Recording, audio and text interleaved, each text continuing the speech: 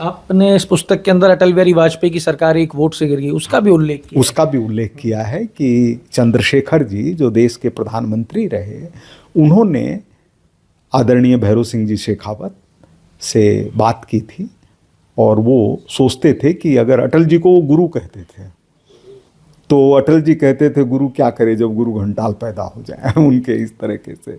तो उनको चिंता थी कि अटल जी की सरकार गिरे नहीं, लेकिन भाजपा के कुछ नेता बहुत ज़्यादा आश्वस्त थे कि सरकार किसी तरह से गिरेगी नहीं। तो चंद्रशेखर जी को दुख हुआ इस बात का। तो और दोनों बार जब मुलाकात हुई, उनकी बात हुई भैरों सिंह जी से, तो मैं साथ था। अगर उस समय पे इतने आश्वस्त ना होते तो क्या सरकार बच जाती? 100% सरकार के कोई जाने का विषय नहीं। आपकी पुस्तक बड़ा खुलासा कर देगी हाँ, देश के बिल्कुल बिल्कुल बिल्कुल। अच्छा, राजस्थान के 3 नेताओं का आपने जिक्र किया, लेकिन आपने इस पुस्तक में उनका जिक्र नहीं किया। आपने कहा कि उनके ऊपर इस पुस्तक में जगह कम हो जाएगी। जगह कम नहीं हो जाएगी, भैरों सिंह जी के ऊपर तो अलग से, मतलब आप देखिए 2015 से काम चल रहा है। भैरों सिंह जी के बहाने राजस्थान की राजनीति का एक ऐसा अध्याय सामने आएगा जिसकी एक एक बात बहुत पुष्ट होगी। मतलब कोई भी चीज़ केवल कहने सुनने के आधार पर नहीं हो करके राजस्थान के इतिहास का वो हिस्सा है। और इसी तरह से अशोक गहलोत जी और वसुंधरा राजे जी, ये दोनों मिलके 25 साल चीफ मिनिस्टर रहे, उनको एक अध्याय में समेट देंगे, न्याय नहीं होगा। ये न्याय नहीं होगा, क्योंकि अशोक गहलोत को जब आप पुस्तक में लेके आओगे, एक अध्याय में नहीं आ सकते, मान लिया आपकी बात, अब जब पुस्तक में लेके आओगे तो आपका वो अध्याय जो है वो पार्टी लाइन पे चलेगा, क्योंकि आपकी पार्टी लाइन तो कहती है अशोक गहलोत भ्रष्टाचार के जनक रहे हैं।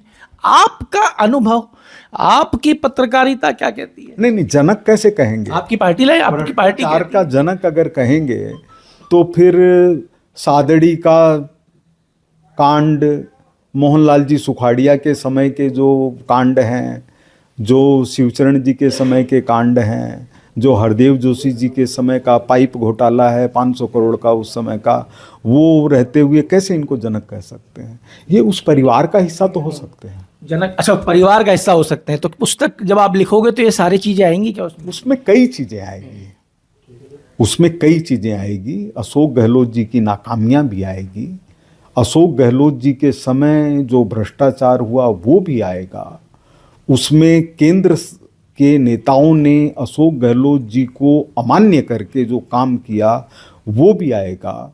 और अशोक गहलोत जी जब मुख्यमंत्री बने तो कोई भ्रष्टाचारी उनके यहाँ मुख्यमंत्री निवास में शरण नहीं ले सकता था। वो एक विनम्र व्यक्तित्व के रूप में और सरकार का इकबाल करवाने वाले व्यक्ति के रूप में सामने आए थे। लेकिन जो पहला कार्यकाल था वो सपना था, वो ढह गया। तो साहब ये तो उपलब्धि गिनी जाएगी अशोक गहलोत की? नहीं, उपलब्धियां भी आएंगी। हाँ, वसुंधरा राजे को कैसे देखेंगे? उन्होंने ही पैराशूटर्स को राजस्थान में आने से रोका। अगर अशोक गहलोत जी राजनीति में नहीं होते तो कभी का बूटा सिंह, बलराम जाखड़ और राजेश पायलट राजस्थान की राजनीति को कैद कर सकते थे। वसुंधरा राजे, वसुंधरा जी एक विजनरी लेडी हैं। वसुंधरा जी में बहुत शक्ति है। वसुंधरा जी ने एक शासक और लोकतांत्रिक कितना कहा जाए इसके बारे में तुरंत मैं नहीं कह पाऊंगा, लेकिन एक शासक की दृढ़ता, नौकरशाही के ऊपर नियंत्रण और कोई भी फैसला लेकर के उसको लागू करवाने की क्षमता, ये वसुंधरा जी के अंदर बेमिसाल है। एक बयान आया था उनका भी आपकी कार्यशाला के अंदर, कार्यकर्ता की सुनवाई एक ही बार में हो जानी चाहिए, नहीं अफसर भुगतने को तैयार रहे।